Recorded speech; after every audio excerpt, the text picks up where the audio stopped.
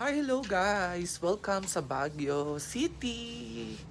So eto na nga, nagpahinga kanina ng galing sa biyahe namin. Nagpahinga kami at nandito na nga kami sa apartment ng friend ko na sobrang ano. So papakita ko sa inyo yung kanyang Excel. Ito ang kanyang apartment. So dito siya. Siya ay taga Cavite talaga. Tapos dahil nga naiinitan siya sa Cavite, lumipat siya dito sa Baguio para mas mapil niya ang eksena ng pagiging work from home niya. So ayun na nga. Gusto pagandahin.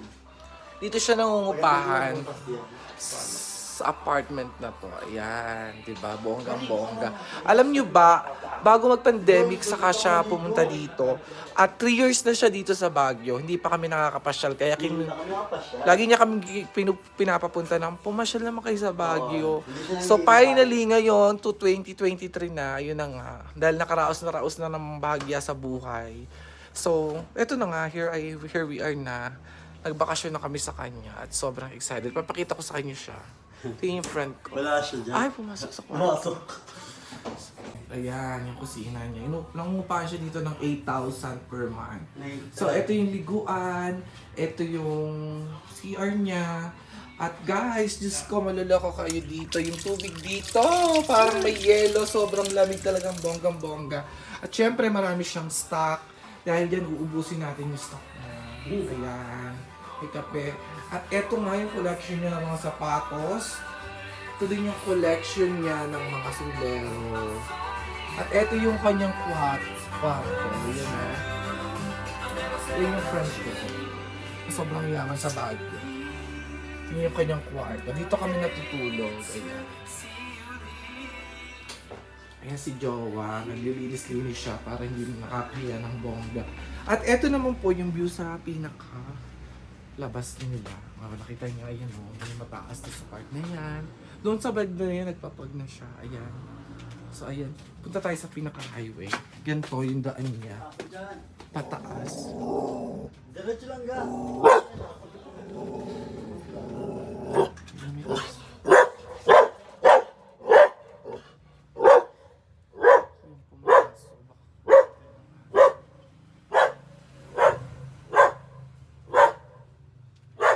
Nakakabrokot po. Nakakagating pa ng aso. Ito na yung pinaka-highway. So, nandito tayo, malapit tayo sa Manhattan Hotel. Yan po.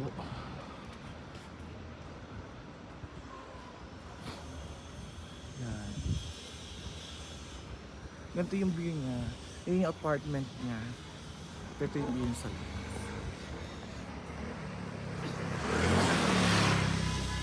Yan guys. Diba? Bonggang-bongga. So ayan guys, nakakaloka. Buti na lang, dahil may apartment siya dito, syempre nakatipid tayo dahil nakalibre tayo ng pag-i-stay natin ng ilang araw dito sa Baguio. O diba? Sobrang lamig. Medyo malamig na talaga siya kasi nga pahapon na. Kanina nagpapag dito. Ayan. Ganyan naman. So mamaya ay gagala kami, pupunta kaming SM Baguio. Tapos may yung mga magagandang tanawin, bukas na namin siya gagalaan ng maaga. Pero ang plano namin ngayong gabi ay magbabar kami. Igagala niya naman kami sa mga bar na pinupuntahan niya dito. Kasi mahilig siya sa mga inom-inom, aura-aura, yan. Yan guys. So eto na. So samahan niyo ako. Please follow for more para sa mga bonggang eksena natin dito sa Baguio. Dahil iba-vlog natin para makita niyo at makasama ko kayo. So thank you guys. Bye-bye.